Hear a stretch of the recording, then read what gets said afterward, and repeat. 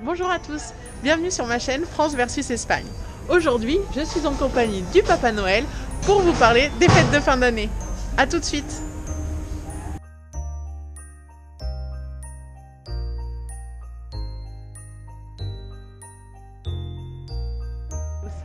Aujourd'hui, on va parler des fêtes de fin d'année, la différence entre la France et l'Espagne. La plus grande différence, c'est qu'ici, ce sont les rois mages qui apportent les cadeaux aux enfants la nuit du 6 janvier. Étant donné la force commerciale du Papa Noël, ici, les enfants reçoivent leurs cadeaux la nuit du 24 décembre, mais aussi la nuit du 6 janvier. C'est pour ça que les vacances scolaires, en général, sont décalées par rapport à la France, puisque ici, ils retournent en classe le 7 ou le 8 janvier, après le passage des rois mages.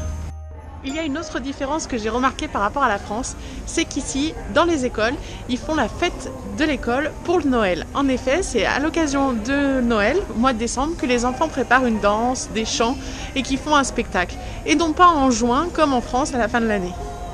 Il est aussi très important d'offrir un cadeau à la maîtresse pour Noël.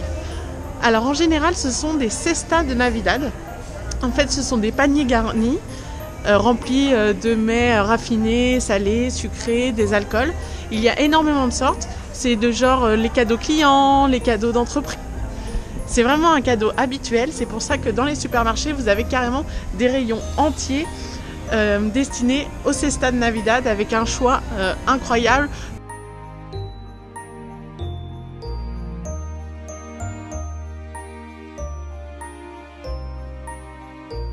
Maintenant, je vais vous parler de la fête des rois mages.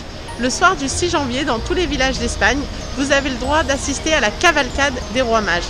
Ce sont bien Balthazar, Melchior et Gaspard qui sont sur des chars. Alors, ils ont été sélectionnés auprès de la mairie, ils sont déguisés, ils sont montés sur des grands chars et ils défilent entourés de figurants qui dansent. Vraiment un défilé festif pendant lequel ils distribuent aux enfants des bonbons. Alors c'est assez marrant puisqu'ils jettent les bonbons sur la foule. Ce sont des bonbons d'ailleurs mous pour pas faire mal. Et tous les enfants sont ravis de voir les rois mages puisqu'ils déposent les cadeaux chez eux. Et le matin du 7 janvier, ils ont la chance d'ouvrir leurs cadeaux. Le 7 janvier, on mange aussi, comme en France, une galette. Ici, c'est une brioche aux fruits confits qui s'appelle le Roscón de los Reyes. Et qui contient aussi une fève. Alors la tradition, c'est que si tu as la fève, tu es donc le roi et c'est toi pour l'année prochaine qui dois acheter le roscón.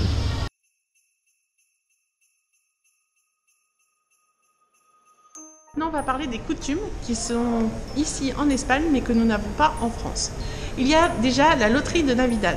Il faut savoir que depuis 1812, chaque année à Noël, il y a une grande loterie avec plusieurs prix, beaucoup de prix, et le plus gros lot est de 300 000 €.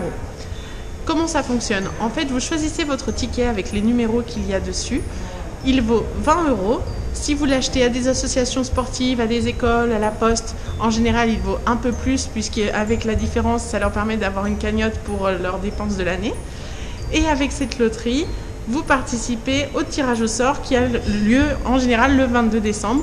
Tous les Espagnols y participent. Je ne connais pas un Espagnol qui n'a pas son ticket de loterie. Au niveau des coutumes, il y a aussi manger du raisin aux 12 coups de minuit. Et oui, le 31 décembre, chaque famille prépare 12 raisins par personne. Et sur les 12 coups de minuit, on doit manger les 12 grains de raisin pour porter chance les 12 mois de l'année qui arrivent. Voilà pour les principales différences entre la France et l'Espagne pour les fêtes de fin d'année. Je dirais clairement que l'Espagne remporte puisqu'ici vous faites la fête 3 fois entre Noël, le jour de l'an et les rois mages.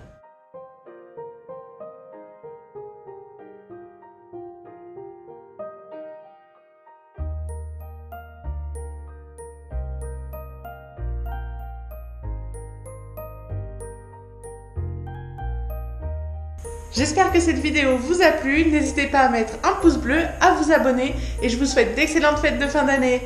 À bientôt, au revoir.